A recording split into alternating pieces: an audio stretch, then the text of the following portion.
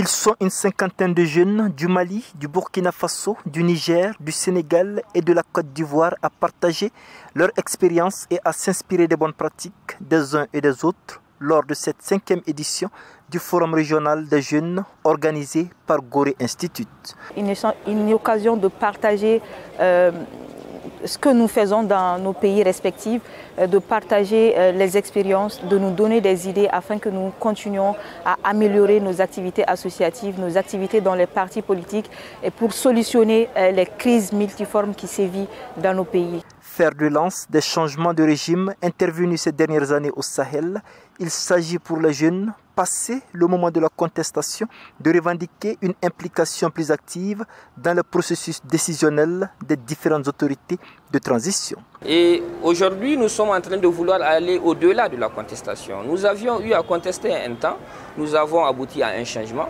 Maintenant, c'est de voir comment est-ce que cette jeunesse peut être mobilisée pour qu'elle puisse également contribuer de manière active à ce changement pour qu'elle puisse se retrouver dans l'architecture qui est en train de se faire.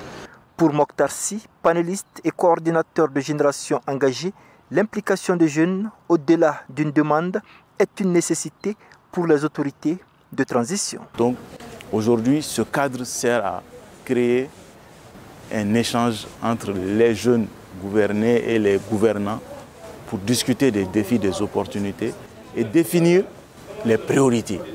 Maintenant, ce cadre sert à définir ces priorités-là pour les jeunes de ces 3 pays qui sont confrontés à d'énormes difficultés.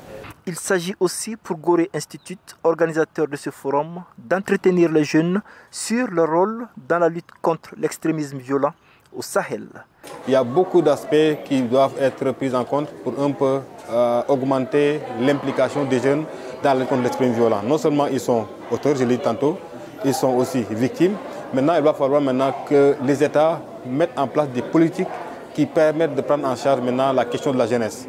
Il ne suffit pas d'avoir du tout militaire pour lutter contre l'extrémisme violent. Les questions liées au développement, les questions liées à l'employabilité des jeunes, les questions liées un peu à la pauvreté sont des questions primordiales pour prendre en compte ces aspects-là. Des recommandations fortes seront issues de ce forum afin d'inviter les autorités des pays du Sahel à faire de l'implication des jeunes une priorité. Mohamed Danyoko pour VOA Afrique, Bamako.